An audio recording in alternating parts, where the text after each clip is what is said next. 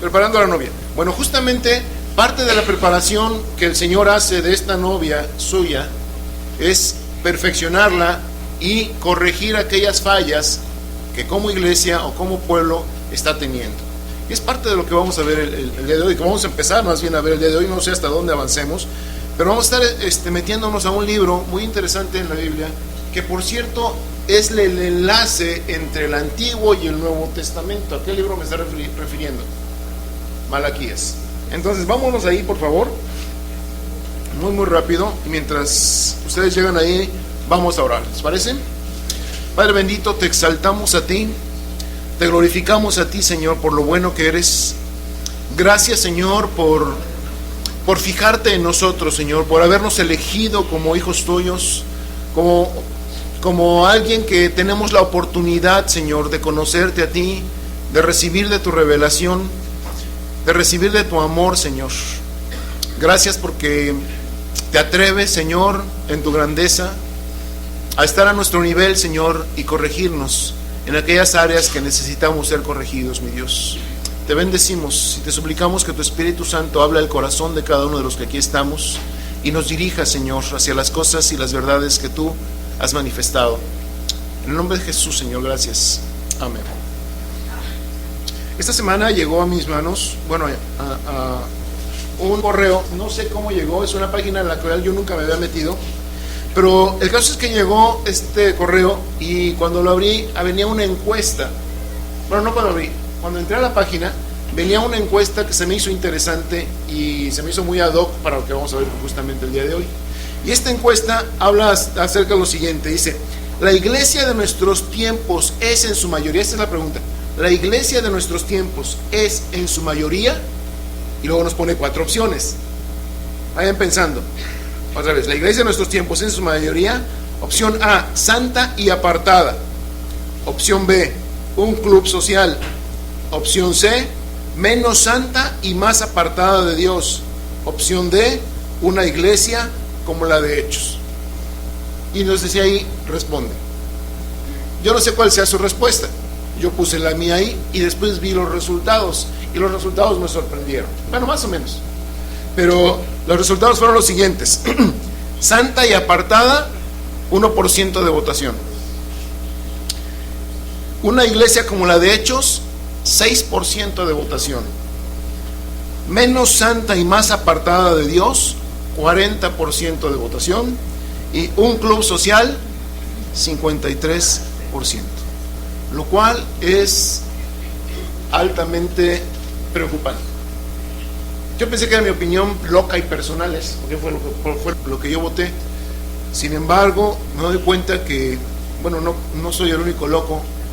Y yo no sé cuántos votaron aquí por ¿cuál fue su votación? A ver, dígame, ¿cuántos votaron que es una iglesia santa y apartada? 1. Una iglesia como la de Hechos. La iglesia de hoy es como la de Hechos. Una iglesia menos santa y más apartada de Dios. ¿Ok? Y un club social. ¿De qué nos habla esto, mis amados? ¿Cuál es la percepción que como pueblo de Dios tenemos acerca de... Fíjense, a veces consideramos la iglesia como nada más un centro de reunión y se nos olvida que la iglesia no es estas paredes. La iglesia es el cuerpo, y déjenme ponerlo así como se llama teológicamente, el cuerpo místico que ha de unirse con el Señor para toda la eternidad. Eso es la iglesia.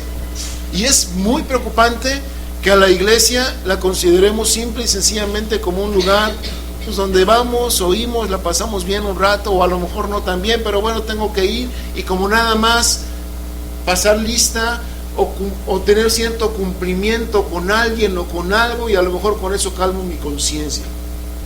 Aquí tenemos 2 expertos que profesionalmente trabajan para un club, y yo creo que ellos nos pueden decir las características de la gente que va a ese club. Pero por lo que hemos platicado en todo ese tiempo que ellos han estado ahí, en un club la gente aporta, hace sus aportaciones, y como hace sus aportaciones, exige, pide, y si no están contentos se quejan, si no están contentos critican, si no están contentos, hasta se cambian de club. Pero que en un club un socio se ponga, por ejemplo, a barrer o a limpiar, ¿será posible? Imposible, menos en la clase de club que ellos trabajan. Mis amados, servicio, entrega en un club social, hacer las cosas más de corazón que por forma en un club, imposible. Muy bien, justamente por eso creo que muchos contestamos que la iglesia, desgraciadamente, en nuestros días parece más un club social que otra cosa. Vamos al libro de Malaquías, ya que me da alguna pequeña introducción. El libro de Malaquías es, bueno, decíamos, es el último libro del Antiguo Testamento y está muy fácil localizarlo. ¿Dónde creen que está? Antes del Nuevo Testamento. Entonces, Malaquías, o la palabra Malaquías es la palabra hebrea mal o aquí, que quiere decir mi mensajero. Algunos estudiosos piensan que esto de mi mensajero no es nombre propio.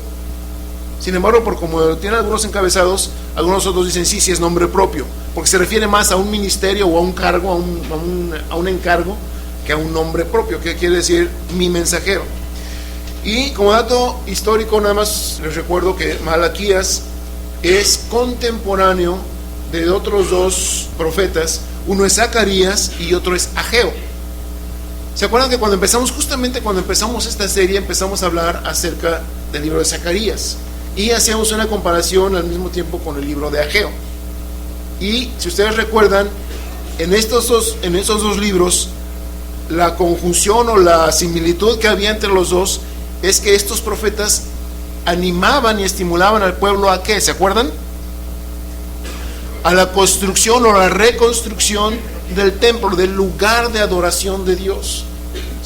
Bueno, sin embargo, alguien más también impulsó al pueblo hacia la edificación del templo, y no nada más impulsó al pueblo, sino que llevó a cabo la obra, y este fue justamente Nehemías. Y hay también por ahí alguien que, aunque está dentro de los profetas menores, realmente él no era profeta, él era un escriba, y es Esdras.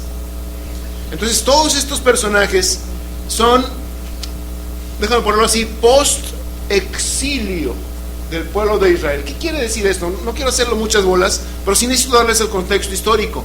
Acuérdense que el pueblo de Israel había estado cautivo en Babilonia, ¿cuántos años? ¿Mandé? Casi fueron 150 años. Cuando esto se supone que iban a ser nada más 70, pero por la rebeldía del pueblo estuvieron 150 años cautivos. Bueno, salen de ahí, el Señor los libera y el Señor los vuelve a establecer en Palestina, y ahí en ese lugar edifican nuevamente, con muchas promesas de Dios, y nuevamente edifican el templo. Sin embargo, fueron casi 100 años de este post-exilio, en el tiempo en el cual estos profetas se manifestaron. Insisto, Ageo, Zacarías, Nehemías y Esdras estuvieron trabajando juntamente con Malaquías. ¿Cuál era la característica del pueblo entonces? Observen esto, por favor.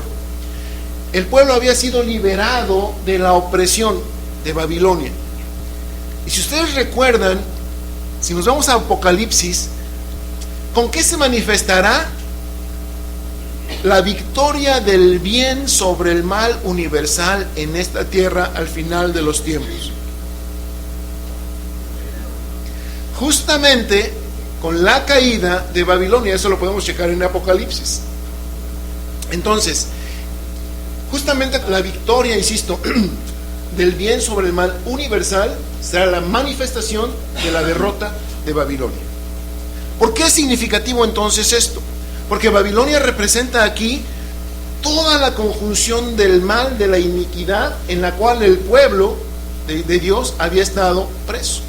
Yo les pregunto, mis amados, usted y yo tenemos una característica, si es que realmente hemos tomado o aceptado al Señor como nuestro Salvador.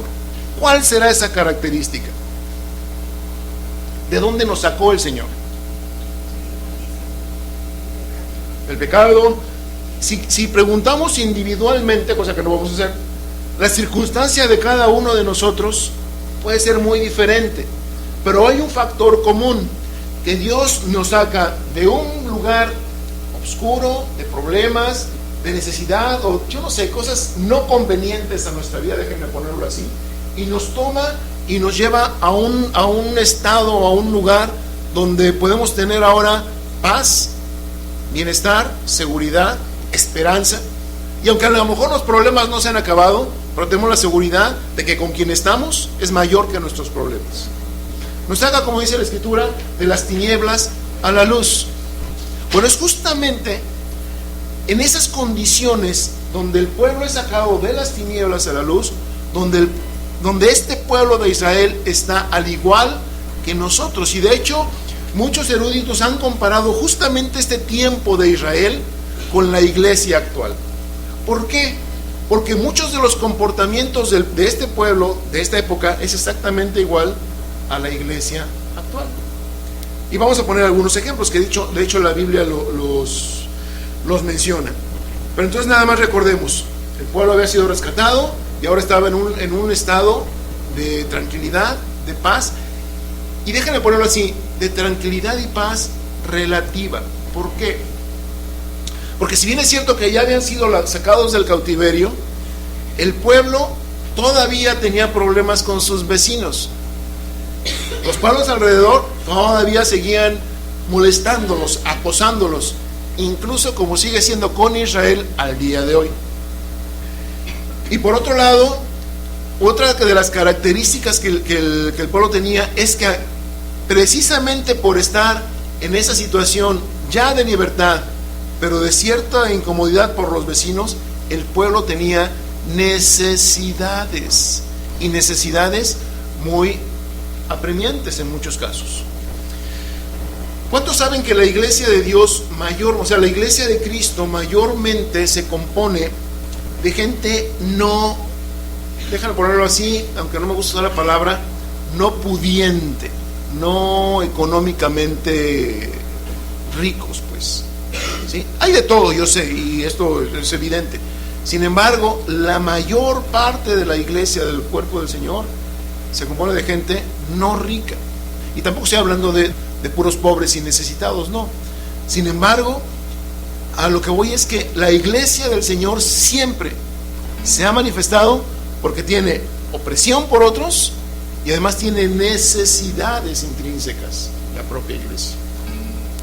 Algún día vamos a estar viendo, y espero que no sea muy lejos, vamos a estar viendo acerca de lo que es el desarrollo y la historia de la iglesia cristiana, y ahí nos vamos a poder dar cuenta cómo desde que la iglesia se funda, ¿con qué se funda la iglesia?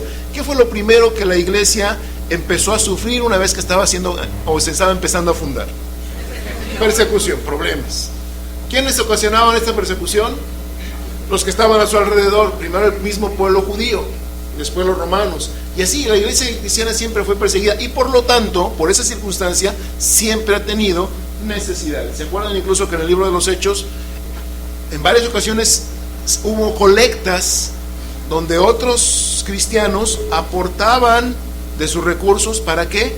Para llevarle esta aportación a aquellos otros creyentes que estaban pasando necesidad. ¿Sí se acuerdan? ¿Sí? Muy bien.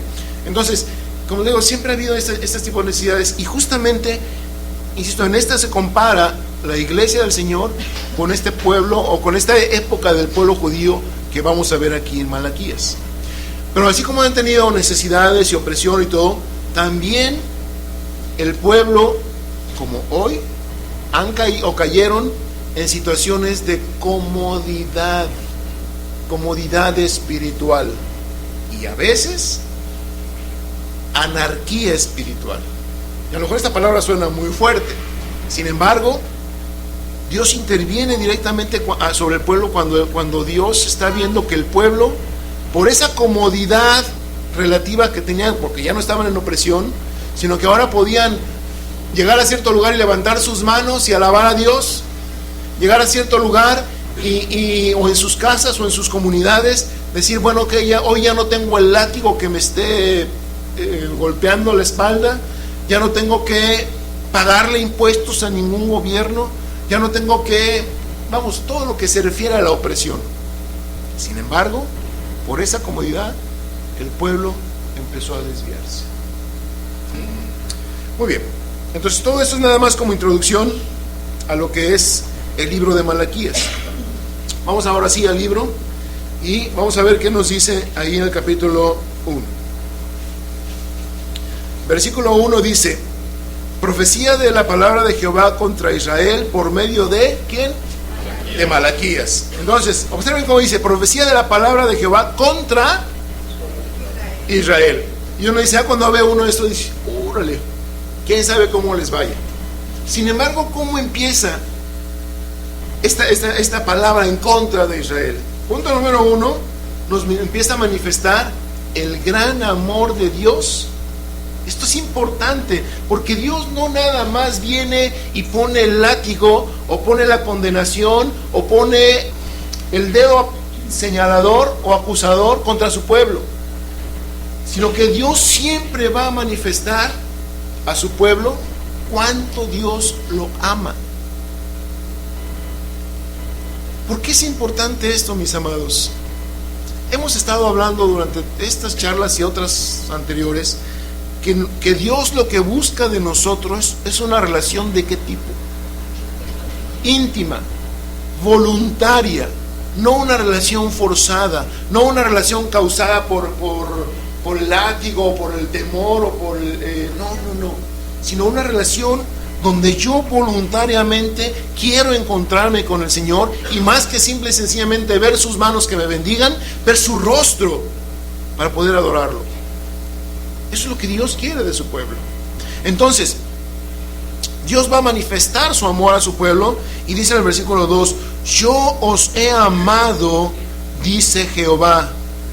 Y el pueblo pregunta, y observen esto, en todo este libro, las cosas que vamos a estar viendo, hay un diálogo de parte de Dios a través de su profeta con el pueblo, donde Dios manifiesta ciertas cosas, y el pueblo, de una manera a veces hasta cínica o incrédula o irreverente, le dice al Señor: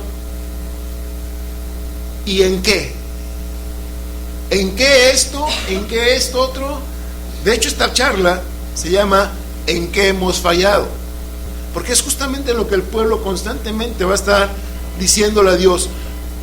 Es como aquello de: ¿cuántos tienen niños chiquitos? ¿O han tenido niños chiquitos? Todos los que, aunque ya estén grandotes, pasaron por la época de chiquitos. Y de repente el niño, ¿a cuántos les pintaron las paredes en sus casas? ¿Verdad? Nosotros tenemos un museo ahí medio interesante en la casa, pero ¿por qué pintaste ahí? Pero, ¿y qué tiene? ¿En qué está lo malo de que haya pintado ahí? O ahora que son más jóvenes, oye, ¿por qué te vas a tal lugar? ¿O por qué haces esto? Pues, ¿en qué está lo malo? Ya tiene uno que estar como papá explicándoles esas cosas. ¿En qué está lo malo? Pero así era el pueblo justamente. Cuando Dios venía y le decía: oye, yo digo esto de ti. ¿En qué? ¿Por qué? ¿Cómo? Y el pueblo como que trataba de justificarse o de defenderse. Y aún en el amor que Dios expresa, dice el versículo 2: y dijisteis, ¿en qué nos amasteis? Y entonces pregunta: ¿no era Esaú hermano de Jacob, dice Jehová, y amé a Jacob y a Esaú aborrecí, y convertí sus montes en desolación y abandoné su heredad para los chacales del desierto? A ver, nada más como para entender este asunto. ¿Qué era Jacob de Esaú? Hermanos. ¿Hijos de quién? De Isaac. Isaac era el segundo en la línea de la generación de la bendición de Dios. ¿A quién? Al pueblo, ¿sí? Al pueblo judío, que iba a tener su origen en Abraham. Entonces, Abraham tiene un hijo, Isaac, e Isaac tiene dos hijos, a Esaú y a Jacob. Dios dice aquí a Jacob, que representa a Israel, dice: yo te amé, y a tu hermano lo aborrecí. Pregunta: ¿será que Dios tiene sus consentidos? ¿O por qué lo aborreció? Bueno, la actitud de Esaú a lo largo de su vida, perdón que diga esto, pero se hizo merecedor al aborrecimiento de Dios. Ahora, algunos me podrán decir, algunos se conocen la historia bien, espero que sean todos, me podrán decir, oye, espérame. Pero es que desde que Jacob y Esaú nacieron, Dios dijo, el mayor servirá al menor. Entonces Dios aborreció a Esaú desde el principio. Entonces, ¿por qué Dios designa que el mayor, o sea Esaú, serviría al menor, o sea Jacob? Porque Dios tiene una característica que nosotros no tenemos y que no es importante que no olvidemos. Hay una característica de Dios que se llama su presciencia. ¿Sí? No se habla de presencia, presciencia. Esto es el conocimiento previo de las cosas que van a suceder. Acuérdense que Dios es acronos. ¿Qué significa esto de que Dios es acronos? A Dios el tiempo no le interesa. De hecho, el tiempo está fundado por Dios, está creado por Dios en función de nosotros, no de Él. Porque en la eternidad no hay tiempo. Eternidad, de hecho, la raíz de la palabra eternidad quiere decir más allá o fuera de el tiempo. Entonces, Dios sabía cuál iba a ser la reacción de Esaú, y por eso desde antes de que nacieran, Dios dice, bueno, pues yo sé que el mayor va a servir al menor. Pero Dios está aquí diciendo, a ver, Israel, yo te quiero mostrar esto. A ti te he amado desde el principio. ¿En qué demostró Dios que amó a Israel que a Esaú? O Jacob más que a Esaú. Acuérdense que a Jacob se le cambia posteriormente el nombre de Israel, ¿se acuerdan? Por eso es la relación. ¿Por qué podemos decir que Dios amó más a Israel que a Esaú? Porque miren, déjenme decirles esto, y esto es algo que no podemos quitar de las páginas de la Biblia. ¿Quién estuvo preso en Egipto? ¿Israel o Esaú? O sea, ¿los descendientes de Esaú o los descendientes de Jacob? Y estuvieron ahí más de 400 años esclavos. Entonces, oye, ¿con esto les va bien? No me quieras tanto, ¿verdad? ¿A quién Dios trajo por el desierto 40 años vagando por el desierto? ¿A los descendientes de Jacob, o sea, Israel, o a los de Esaú? De hecho, si ustedes se fijan ahí, versículo 4 dice, cuando Edom dijere, nos hemos empobrecido, pero volveremos a edificar lo arruinado. ¿Quién es Edom? Justamente son los descendientes de Esaú. Edom es el lugar donde, ¿se acuerdan ustedes la historia? Se separan después de ciertas circunstancias Jacob y Esaú, y Esaú se va a vivir justamente a la tierra de Edom. De ahí vienen los edomitas, y estos edomitas le ocasionaron muchos problemas a Israel, a pesar de que eran hermanos. Por ejemplo, durante el tiempo de la salida de Egipto, dice la historia que el pueblo de Israel, para llegar a la tierra prometida, tenía que cruzar por Edom.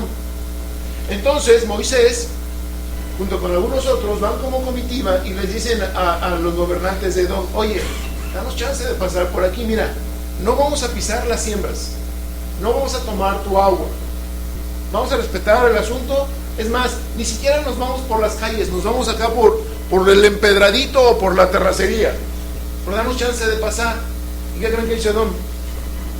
No pasas y no pasas, es más, si pasas, aquí está mi espada.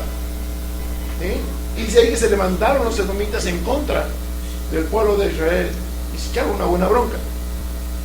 Y bueno, otro ejemplo, cuando pasa el tiempo, cuando Babilonia, observen esto, cuando Nabucodonosor, rey de Babilonia, venía en contra del pueblo de Israel, ¿quién creen que les ayudó?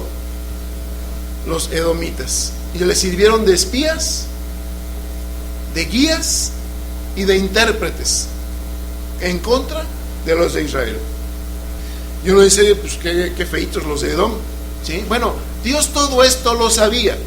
Por eso es que desprecia a Edom y ama a Israel. Y a pesar de las circunstancias difíciles en las que Israel se vio envuelto, como esto de la esclavitud, del desierto y otras cosas, y luego Babilonia y todo, el amor de Dios, mis amados, entendamos esto, por favor. A veces escuchamos predicaciones o enseñanzas donde se nos dice, no, es que porque ahora eres hijo de Dios, todo te tiene que ir bien. Porque eres hijo de Dios, tienes que vivir como hijo del rey. Como eres hijo de Dios, tienes que, o mereces, incluso, déjenme ponerlo así,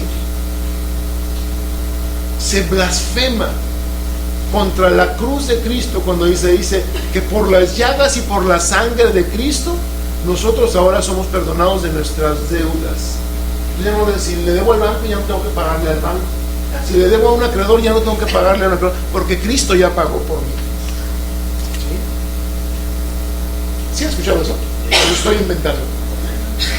¿Sí? Entonces, entendamos, la manifestación del amor de Dios, mis amados, no necesariamente debe concordar con nuestra idea de bonanza o de consecuencias del amor de Dios. Porque vemos que el amor de Dios se manifiesta en su pueblo de maneras muy diversas y no necesariamente como la parte romántica, y déjenme ponerlo así sin despreciar la verdad del Salmo 23. Señor y mi pastor, nada me faltará, en lugares de delicados pastos me hará descansar, confortará mi alma, me guiará por sendas de justicia, por amor a su nombre, ¿sí? Y hasta ahí uno dice, ay, qué bueno es el Señor, me ama entrañablemente. Sin embargo, quisiéramos oír a veces hasta ahí, pero no queremos oír la parte que sigue. Aunque ande en valle de sombra de muerte, ¿qué dice? No temeré mal alguno. ¿Por qué? Porque tu vara y tu callado me infundirán aliento. A pesar de las circunstancias difíciles en las que uno puede atravesar, que son necesarias en la vida de la iglesia, que son necesarias en nuestra vida y nuestro desarrollo personal, mis amados, aún en esas circunstancias difíciles, que pueden durar, no sé, mucho tiempo, para nuestra perspectiva. Pero entendamos esto, otra vez, Dios es acronos.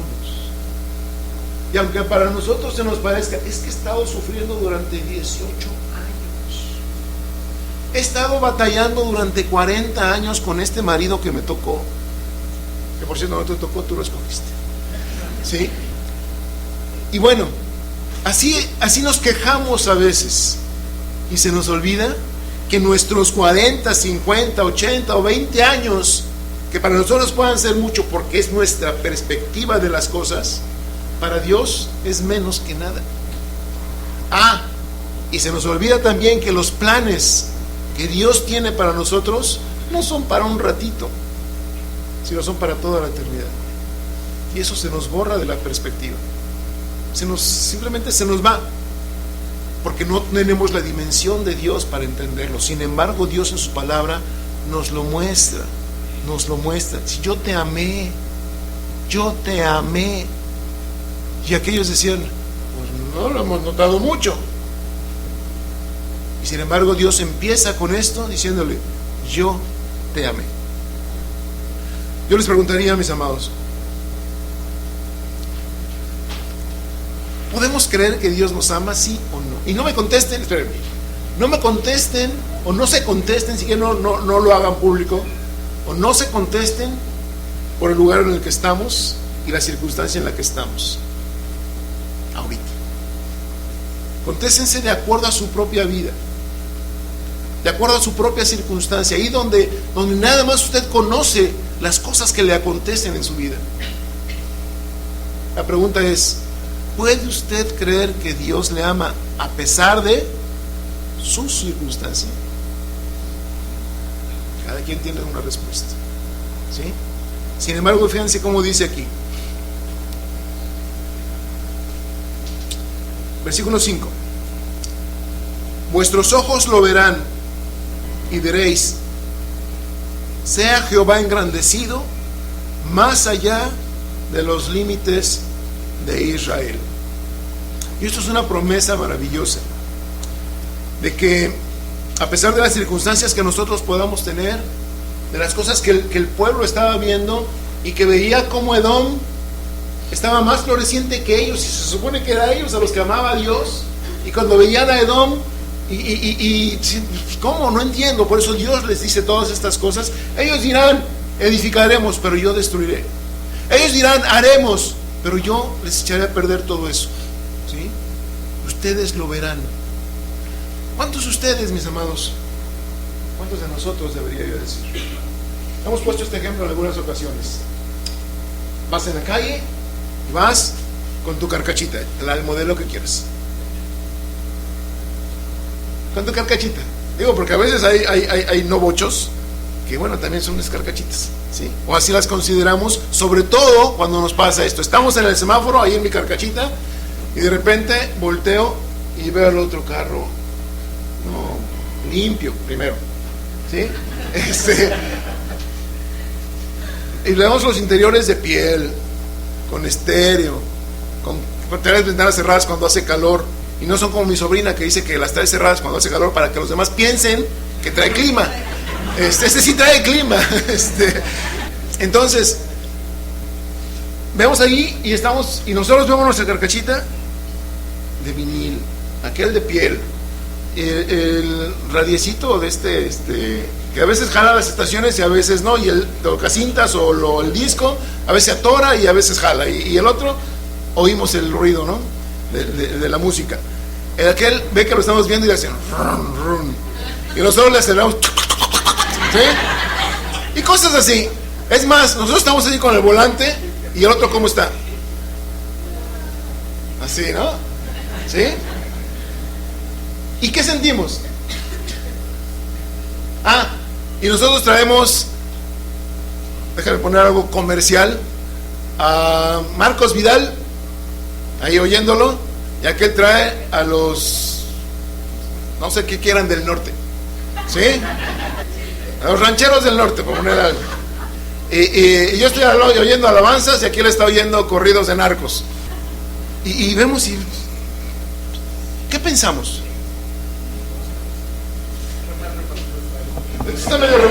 Esto está mal repartido, esto está medio injusto, no lo entiendo, Señor, porque si yo soy hijo tuyo y aquel...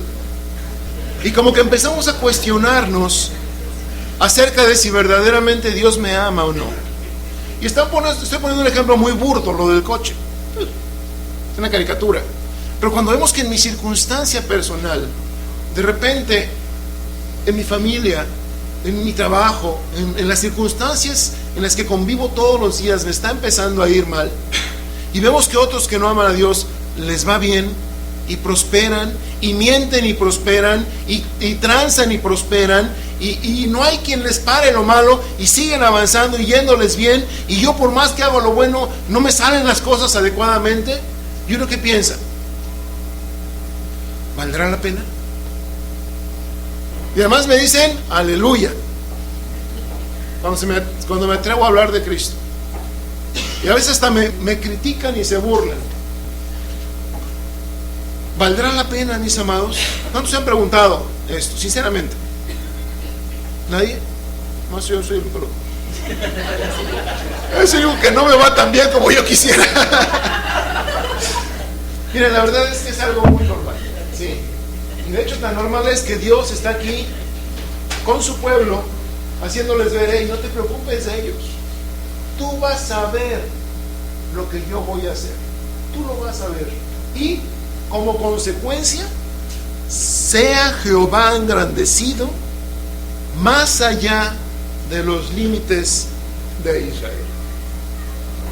Como consecuencia de que tú veas y compruebes mi amor hacia ti, mi nombre, dice Dios, sea enaltecido.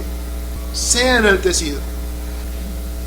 Y les digo esto porque es importante entender que lo que Dios está a punto de decirle a su pueblo es en una manifestación clara, no de reprensión, no de condena, porque a veces sí pudiéramos sentirnos, sino de la manifestación del amor de Dios, de la gracia de Dios hacia su pueblo, donde quiere que el pueblo corrija lo malo. ¿Para qué? Para estar en perfecta comunión con Él. Porque estas cosas que el pueblo hace, la única consecuencia que traen es que alejan al pueblo de la presencia y de la gracia de Dios. ¿Estamos claros? No he empezado a predicar, nomás estamos introduciendo el asunto. Muy bien. Versículo 6 del capítulo 1. Dice aquí: el hijo honra al padre y el siervo a su señor. Dice Dios: si pues soy yo padre, ¿dónde está mi honra? Y si soy señor, ¿dónde está mi temor? Dice Jehová de los ejércitos: a vosotros, oh sacerdotes, que menospreciáis mi nombre. Y fíjense la respuesta del pueblo. Y decís: ¿en qué hemos menospreciado tu nombre? Sigo diciendo nada más para tener la idea. En que ofrecéis sobre mi altar pan inmundo. Y dijisteis: ¿en qué te hemos deshonrado? En que pensáis que la mesa de Jehová es despreciable. Muy bien. Aquí vemos un reclamo de parte de Dios en algo que se llama, o una actitud del pueblo que se llama profanación. Y uno dice: oye, profanación es una palabra muy fuerte. Vamos a ver si Dios tenía razón o no en reclamarles esto. Porque existe profanación no nada más por burlarse o saquear algo de lo que consideramos sagrado, sino aún una profanación más vil, más violenta, más desagradable delante de Dios, es simular que lo que hacemos es para Dios. Simular que lo que hacemos o que lo que damos es para Dios, cuando no es así. Ya les va. Dice entonces, Dios se pregunta y hace una comparación. Ok, el hijo honra al padre, esto es normal, ¿sí? Y el siervo a su señor, eso es lo normal. Y ustedes, pueblo, me dicen a mí que soy su padre, que soy su señor. Entonces la pregunta es: ¿dónde está mi honra? ¿Dónde? ¿Dónde está el que me teman a mí? ¿Dónde está? Cuando yo los veo cómo se portan. Y el pueblo todavía dice: pero Señor, ¿en qué hemos menospreciado tu nombre? Quiero aclarar aquí esto. El pueblo, al igual que la iglesia, no dudaban. Es más, podían poner su espada de por medio para decir: Dios es mi Padre. Así como la iglesia de hoy: oye, ¿en quién crees? ¿En Dios? ¿Quién es tu Padre? Dios. Y nosotros defendemos a carta cabal, a espada, que Dios es nuestro Padre. Sin embargo, este pueblo estaba viviendo como si no tuviera Padre.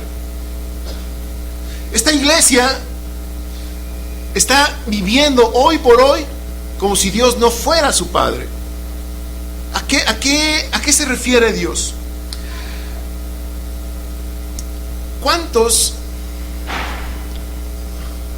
Acuérdense cuando éramos niños, cuando papá estaba a nuestro lado, ¿cuántos osábamos portarnos mal con papá a nuestro lado? Pues no, de plano no era algo concebible. Y a veces hasta decíamos: ay papá, ya vete. Cosas así. Sobre todo cuando somos adolescentes o jóvenes o cosas por el estilo, ¿no? Papá, ya mira, aquí déjame ya, que Dios te bendiga, ya, y nos vemos. Y entonces se va papá, y ahora sí. ¿Por qué los muchachos se me quedan viendo así como que diciendo: váyate? Se va papá y ahora sí hago lo que yo quiero. Porque desgraciadamente esa es la actitud. Que a veces decimos que tengo un padre, pero no vivo de acuerdo a como yo viviría. tratando de agradar a ese padre. ¿En qué consiste la profanación? ¿O a qué se refiere la palabra profanación? Dice, el reclamo es que el pueblo había entregado en el altar pan de qué tipo? Pan inmundo. Sin embargo, esta palabra de pan inmundo no se refiere a que fuera un pan. ¿A cuántos se les ha quedado ahí en la casa de repente el pan después de varios días y de repente empieza, ya está duro y aparte se empieza a colorear de verde? Sí, ¿verdad? Es algo más o menos común. Entonces, cuando Dios habla de ofrecer un pan inmundo, no se refiere a que entregaran un pan con moho o un pan duro, ¿sí? Sino se refiere a las características de la gente que entrega ese pan. ¿Por qué? Vamos a ver. Fíjense lo que Dios les está reclamando. ¿Qué les reclama Dios? ¿Me trajeron pan con hongos? ¿O la honra que yo merezco, ustedes no la están dando? ¿Qué es el reclamo de Dios? Justamente Dios está reclamando al pueblo: hey, ustedes no me están reconociendo como su Dios. ¿Por qué? Porque el Señor veía cómo vivían. Veía cómo vivían. Y déjenme ponerles este ejemplo. Bueno, antes de pasar eso, porque si no nos va a caer así muy crudo el asunto. ¿Se acuerdan de Caín y de Abel? ¿En qué se diferenciaron Caín y Abel cuando trajeron una ofrenda delante del Señor? Decimos generalmente, uno fue de corazón y la otro, pues no, así fue nomás, así, ¿sí? Por compromiso. ¿Y qué pasó con estas ofrendas? Una ofrenda fue aceptada, la que fue dada de corazón, y la otra ofrenda no fue aceptada. Pero a ver, espérate, ¿no parecería Dios injusto cuando sabemos a qué se dedicaba Caín? Él era agricultor. ¿Y a qué se dedicaba Abel? Era ganadero, ¿sí? Era pastor de ovejas. Ahora bien, de repente ellos traen a Dios del fruto de su trabajo. Y una ofrenda es aceptada y la otra es rechazada. ¿Por qué? Si se supone que los dos trajeron de lo que trabajaban, ¿sí? La Biblia dice y distingue de una manera que Caín trajo del fruto de la tierra. Observen esto, por favor. Caín trajo del fruto de la tierra. Y Abel, por su lado, dice la Escritura que trajo de lo más gordo, de lo mejor del ganado o de las ovejas. ¿Dónde estriba la diferencia? La actitud del corazón al traer algo para Dios. Y esto pudiera parecer, ya sé por dónde vas a hablar de ofrendas. No. Bueno, sí y no. Sí, pero no en el sentido de dar o de cantidad. No. ¿Sí? Estamos hablando de qué le sirve a Dios que con lo que yo gano, observa esto por favor, con lo que yo gano, compro pornografía y luego vengo con eso mismo y ofrendo a Dios. Digo, porque es la misma fuente de ingreso. ¿Sí? ¿De qué le sirve a Dios que hice una transita ahí en algún negocito y del producto de ello traigo a Dios? ¿Qué le sirve a Dios? No estoy hablando de cantidades, estoy hablando de intención de corazón, que es justamente lo que Dios está criticando al pueblo. No está hablando de que el pan esté, insisto, contaminado en sí mismo, sino que es contaminado por las manos de aquellos que lo ponen en el altar. Porque aquellos que lo ponen en el altar ya son inmundos en sí mismos. ¿Por qué? Por cómo viven su vida. Porque saben que a pesar de que tienen un padre, viven sin tratar de agradar a este padre. Saben que tienen un Señor y no temen a este Señor.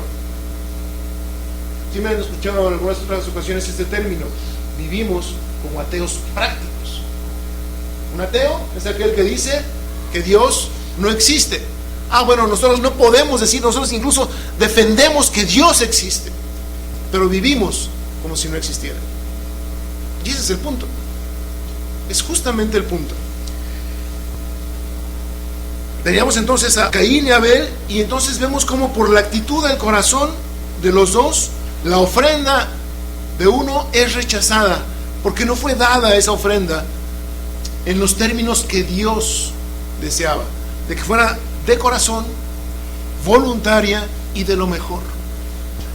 Y en cambio la ofrenda de Abel fue aceptada, porque fue de lo mejor que tenía y de corazón. Y observen esto, por favor, porque esto es algo progresivo. ¿Cuál fue la reacción de Caín cuando su ofrenda no fue aceptada? Se enojó y mató al hermano. ¿Por qué? Porque su corazón, dice la Escritura, era malo. Obviamente, cuando hay un corazón malo, todo lo que hace, como dice Jesús, mira, no te preocupes de lo que comes, no te preocupes de lo que entra en tu cuerpo, preocúpate de lo que sale de él. Porque las malas intenciones, los adulterios, las mentiras, las fornicaciones, todas esas pasiones bajas que te llevan a desviarte, salen de dentro del corazón. Y es justamente lo que Dios ve cuando nosotros actuamos en nuestra vida. Por favor, entendamos esto. Actuamos en nuestra vida irreverentes delante de Dios. Hace no sé, unas cuantas semanas leía un artículo donde decía lo que es altamente necesario, se llama el artículo. ¿Y qué es eso altamente necesario? Hablaba este artículo de poner a Jesús invariablemente como centro de nuestra actividad cotidiana. Y uno decía, bueno, ¿por qué? Y decía, muy sencillo este artículo. Bueno, si tú tienes a Cristo como centro de tu actividad cotidiana, punto número 1, vas a llegar temprano a tu trabajo. Porque sabes que es a Jesús a quien sirves, no a tu patrón. Punto número 2, si tienes a Jesús como centro de tu actividad cotidiana, vas a hacer las cosas correctas para agradarlo a Él, no para como dicen por ahí, barres donde la suegra ve. O hago como que trabajo porque hacen como que me pagan. Entonces, insisto, si tenemos a Jesús como centro de nuestra actividad cotidiana, cuando vaya al mercado y me den 50 centavos de más en el cambio, los voy a regresar. Y si me dan 5,000 pesos, también los voy a regresar. 50 centavos, pues como que ya los regreso. ¿Pero cuánto son 50 pesos? 500 pesos. Como que ya me la pienso, ¿verdad? ¿O no? De repente me van pensando como que soy, de veras, el único pecaminoso soy yo. Pero la verdad, mis amados, es que de eso adolecemos como iglesia, ¿sí? Esas son las pasiones que hay en nuestro corazón, y por eso insisto en el amor que Dios nos tiene, nos hace ver esas cosas, para hacerlas a un lado, para que la relación con Él sea pura, sea santa, sea perfecta, sea voluntaria y de buen grado hacia Él. No sea forzosa, no sea en temor, en estar con la cabeza agachada siempre, porque no puedo levantar mis ojos ante Dios por vergüenza. Cuando Él lo que me invita es, ve mi rostro. Sí, humíllate delante de mí, pero porque quiero que veas mi rostro. Quiero que veas que te veo. Quiero que oigas las palabras de amor que tengo para ti. Ven postrado y humíllate delante de mí, porque yo soy quien te va a levantar y te va a tener en su regazo. Y a veces no nos atrevemos, porque sabemos que nuestro corazón no es recto delante de Dios. Pero Dios en su amor nos dice, ven, deja eso, ven. No hagas esto otro, ven. No me ofrezcas cosas que no son correctas, ¿sí? Porque tu corazón no es correcto. Hay una profanación, mis amados, que es delante de Dios extremadamente reprensible. Déjenme usar estas palabras. Es Cuando yo soy un ortodoxo delante de Dios, pero soy un heterodoxo con mis manifestaciones de amor a Dios. ¿Qué quiere decir esto? Díganme ustedes, ¿qué es lo que la gente que no conoce a Cristo critica de la iglesia? Hipocresía, el comportamiento. Dices una cosa y haces otra. Es justamente lo que es decir la verdad con mi palabra, declarar las verdades de Dios con mi boca. Eso es ser ortodoxo. Ortodoxo quiere decir ajustarse a la verdad. Pero con mi vida soy totalmente heterodoxo. Cambio, tengo otros doxos, verdades, opiniones. Digo con mi palabra una cosa, vengo aquí, me comporto de una manera, pero allá afuera soy totalmente diferente.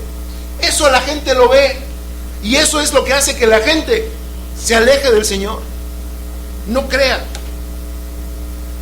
Hemos estado viendo en el libro de los Hechos los martes, como por ejemplo la iglesia en Antioquía, cuando la gente veía a los que creían, a los que les llamaban, que han seguido este camino, hablando del camino de Jesús, de repente empezaron a llamarles cristianos. Y si bien que lo hacían con un dejo así medio despectivo, medio burlón, lo hacían sabiendo que se les llamaban cristianos porque seguían a Cristo, seguían las enseñanzas de Cristo. ¿Y saben qué es lo glorioso? Que dice ahí que la palabra crecía más y más abundantemente. Hoy decimos soy cristiano y la gente luego nos ve y ve si barremos nuestra banqueta, si dejamos a la gente pasar cuando vamos manejando, si soy honrado en mi trabajo, si llego temprano, si tengo buenas calificaciones, si copio en los exámenes. La gente lo ve. Yo puedo decir, ser muy ortodoxo, muy santo delante de Dios, y ser totalmente heterodoxo, y con eso, insisto, separar a la gente de Cristo. Y eso contamina, entendámoslo, contamina todo lo que yo pueda venir a hacer aquí. A veces pensamos que porque levantamos nuestra mano aquí, lo hemos dicho muchas veces, porque cantamos, porque ofrendamos, porque hago las cosas que aquí se hacen como modelo, como esquema, como, vamos, por costumbre, pues, con eso ya me santifico, ya me soy santo, ya soy bien delante de Dios. Y creo que eso me lava. Y no, eso no me lava. Lo único que me puede lavar es un cambio de corazón delante de Dios, un cambio de actitud delante de Dios, el reconocerlo a Él y darle la honra a Él en temor y en reverencia, en respuesta a su amor por mí. ¿Sí? Entonces, cuando nosotros, insisto, soy un ortodoxo y al mismo tiempo un heterodoxo fuera, estoy cometiendo la más abominable delante de Dios de las profanaciones, porque estoy violando su altar. Cuando vengo y me presento, sí, Señor, hace rato cantábamos, te doy todo lo que tengo, Señor. La pregunta es, ¿sí? ¿Sí? Y no estoy hablando de bienes, no estamos hablando de bienes. Mira, déjame hacerte una pregunta. A veces me da miedo, y se los confieso, me da miedo. Y yo le tengo que decir, Señor, ¿cómo lo hago? No me interesa. Espero que lo tomen bien, mis amados, por favor. No me interesa quedar bien con ustedes, ni me interesa que esto sea un club social donde todos estemos a gusto para seguir viniendo y seguir cooperando y seguir asistiendo y que esto se llene. Eso no me interesa, que quede claro. No puedo caer en la trampa de agradarlos a ustedes a riesgo de desobedecer a Dios. Entonces esto lo tengo que decir. Cuando estamos hablando de ofrenda de corazón a Dios, pregunta, mis amados, ¿por qué no venimos entre semana? ¿Por qué? A veces estoy trabajando en el tiempo que es la reunión, no hay discusión. Pero a veces hay mucho tráfico. Si miento me corren de aquí, de veras. Es que está lloviendo. Es que hace mucho frío. Es que está muy lejos. Es que no, es oración nomás, no hay estudio. ¿Sí? Voló la mosca y no vamos. ¿Cierto o no? Y amamos a Dios. No estoy hablando de que estar aquí significa amar a Dios. Seamos claros. Pero cuando yo amo a alguien, lo que más quiero es conocerlo. Cuando yo amo a alguien, lo que más quiero es aprender de él. Cuando yo amo a alguien, lo que más quiero es estar cerca de él. Miren, la reunión menos socorrida de esta iglesia es la reunión de los jueves. Y es justamente en la reunión de los jueves cuando buscamos al Señor, su rostro, cuando estamos en oración. Amamos a Dios. Mis amados, insisto, no pretendo ofenderlos ni poner cargas. No. Simple y sencillamente es traernos a la reflexión cómo consideramos cada uno de nosotros el altar de Dios. ¿Como algo santo? ¿O como simplemente un lugar donde me reúno? Pues, nomás porque soy cristiano.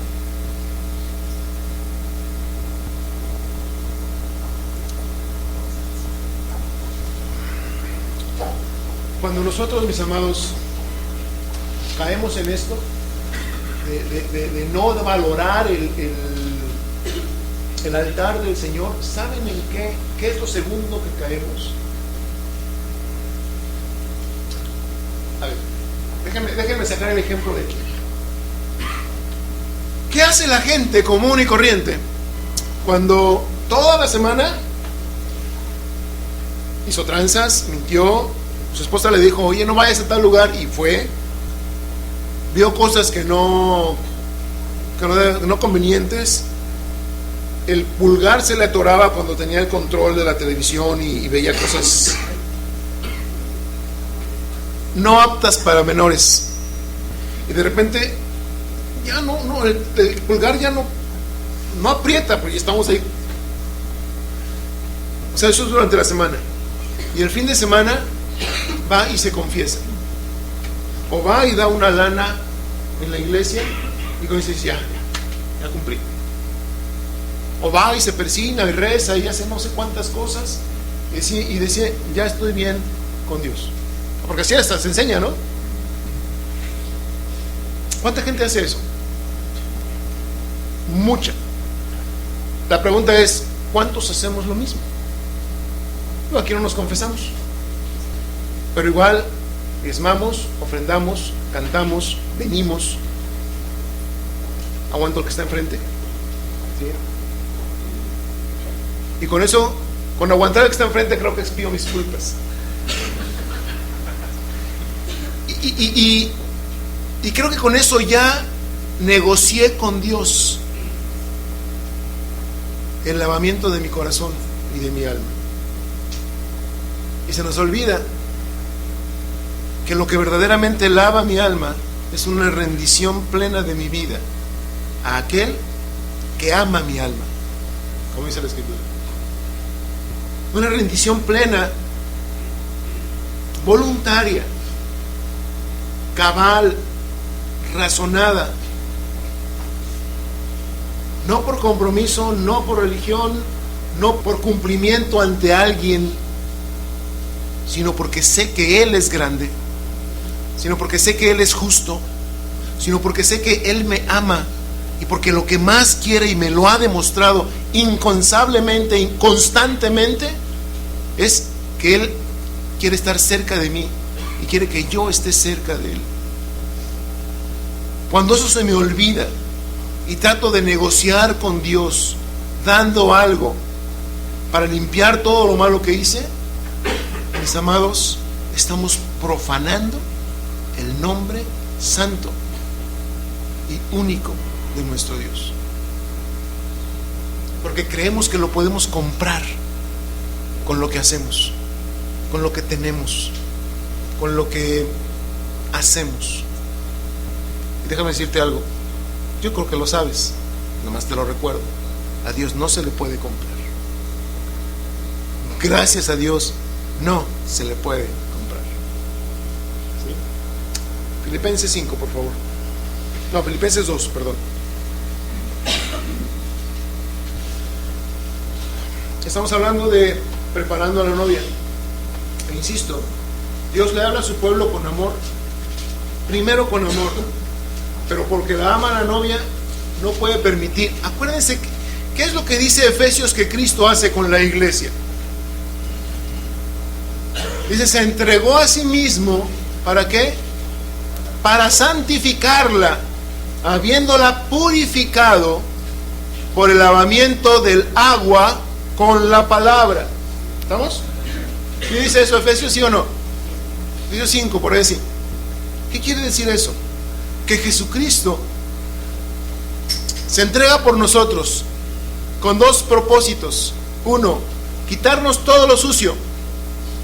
Y para quitarnos todo lo sucio, nos lava a través de un agua maravillosa que es su palabra. Y siempre nos va a decir: hey, yo digo esto. Si tú te ajustas a esto, estarás limpio. Cuando Dios nos marca las cosas que como iglesia, como pueblo hacemos mal, mis amados, entendamos. Es otro de los temores que yo tengo como pastor. Que a veces, es que nada más condena. No, de veras no se trata de eso. Sino se trata de que verdaderamente reconozcamos el amor y disfrutemos. Porque a veces lo malo que hacemos en nuestra vida, las malas conductas o la hipocresía que a veces manejamos en nuestra vida, nos impiden, nos estorban gozar plenamente del amor de Dios hacia nosotros. Y lo que menos queremos, mis amados, es que usted se prive de gozar de ese amor así abierto y manifiesto. La otra estaba yo con una de las chiquitas de la iglesia, un poquito ministrándole, y hablábamos de eso.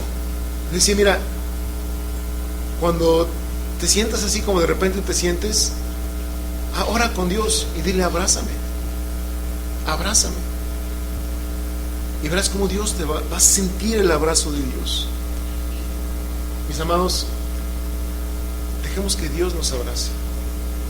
Vengamos a Él con transparencia, con rectitud en nuestro corazón, teniendo en cuenta su amor, y un amor tan grande que fíjense lo que dice aquí, Filipenses 2, versículo 4, bueno, 3, para que no tengamos pretexto.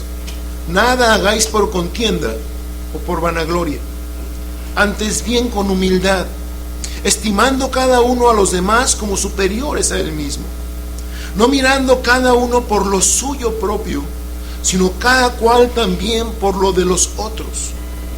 Y dice el versículo 5: haya pues en vosotros este sentir que hubo también en Cristo Jesús, el cual, siendo en forma de Dios, no estimó el ser igual a Dios como cosa a que aferrarse, sino que se despojó a sí mismo, tomando forma de siervo, hecho semejante a los hombres, y estando en la condición de hombre, se humilló a sí mismo, haciéndose obediente hasta la muerte, y muerte de cruz. ¿Cuál fue el resultado de esto que Jesús hizo? Versículo 9: por lo cual Dios también le exaltó hasta lo sumo, y le dio un nombre que es sobre todo nombre, para que en el nombre de Jesús se doble toda rodilla de los que están en los cielos y en la tierra y debajo de la tierra, y toda lengua confiese que Jesucristo es el Señor, para gloria de Dios Padre. Dice Colosenses que nosotros somos coherederos con Cristo cuando hacemos las cosas que Él hizo. Ese es el privilegio que Cristo nos da, ser coherederos. ¿Qué significa la palabra coherederos? que juntamente con Él recibiremos la herencia del Padre. Nosotros, justamente con Cristo, juntamente con Él. Pregunta, ¿somos merecedores? No. Sin embargo, Cristo nos da el privilegio, nos prepara, nos limpia, nos lleva a tal grado de que quiere que entendamos las cosas como Él y su corazón quieren que la entendamos.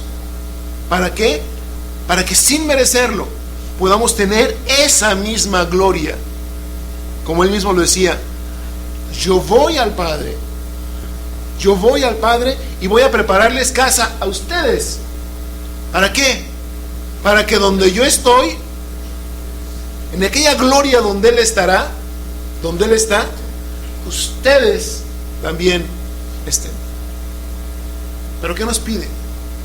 Que hagamos las cosas delante de Dios en la misma manera que Cristo lo hizo. Sin fingimiento, de corazón, considerando la grandeza de Dios con nuestras acciones cotidianas, no aquí, aquí es bien fácil, no aquí, sino allá afuera, para que cuando vengamos aquí podamos traer la gloria de Dios que he recibido durante toda la semana, de la cual me he alimentado toda la semana. ¿Y saben qué va a pasar aquí cuando hagamos eso, mis hermanos? ¿Sí? Aquí no va a haber más que manifestaciones de la gloria de Dios en nuestras vidas, aquí juntos.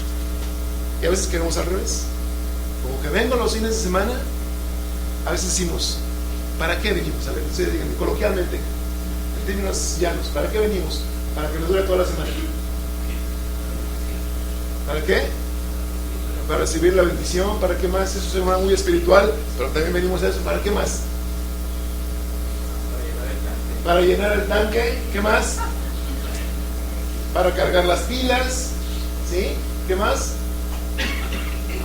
Y a veces con predicaciones como esta, las pilas nos salen fundidas. Y ese es el temor. Pero entendamos, mis amados, Dios nos ama. Y Él quiere una relación transparente con nosotros. ¿No hemos estado bien? ¿Sí? Y nos dice, hey, tu vida, no contamines mi altar. Tu vida, no contaminas mi altar por traer pan podrido, sino con tus manos. Con tus manos. Cuando lo tomas y lo das, tú siendo inmundo. El valor de la ofrenda se mide por la estima que Dios tiene de quien da la vida. Sí, o se lo repito. Y lo vamos a ver, El valor de la ofrenda se mide por la estima que Dios tiene del que da la ofrenda. El caso fue Caín. Otro caso fue Jacob. Otro caso fue su mismo hijo. Otro caso fue Pablo. Pablo dejó todo con tal nada más de ganar a Jesucristo. Y miren qué dejó. Miren qué dejó. Amén, mis amados. Padre, a ti te damos el honor, la gloria, Señor. Te damos a ti el reconocimiento de ese amor, Señor, que tú has tenido por nosotros mucho antes que nosotros pudiésemos atrevernos a conocerte y conocer que nos amas, Señor. Gracias porque has manifestado esa gracia, esa misericordia, Señor, sin que nosotros hayamos tenido que hacer nada por merecerla. Señor, ahora te suplicamos que, como lo dice tu palabra, nosotros podamos venir delante de ti, Señor, ofreciendo pan no inmundo, sino que nuestra vida, Señor, nuestra vida, cuando tú nos preguntas y nos confrontas, Señor, con que hemos traído cosas inmundas al altar, podamos reconocer, no preguntar, reconocer, Señor, que son aquellas cosas que hacen que mi ofrenda el día de hoy pueda ser no digna de ti. ¿Qué hice en la semana, Señor? ¿En qué me metí? ¿Qué vi? ¿Qué dije? ¿Qué tomé? Que hace todo eso que mi alabanza a ti, Señor, mi ofrenda a ti, mi reconocimiento a ti pueda llegar a ser digno. que yo pueda saber y ser consciente, Señor, durante mis días, de qué cosas son agradables a ti y qué cosas de plano no te son agradables, Señor. Y ser con esto el pueblo que tú quieres, el hombre y la mujer, el joven, la señorita que tú quieres, Señor. Y que pueda verdaderamente ser luz y sal, no anatema para otros, no rechazo para otros, que yo no provoco con mi vida el rechazo de otros a conocerte, Señor. Cristo Jesús, nos ponemos en tus manos. Te damos gracias por tu misericordia, Señor. Amén.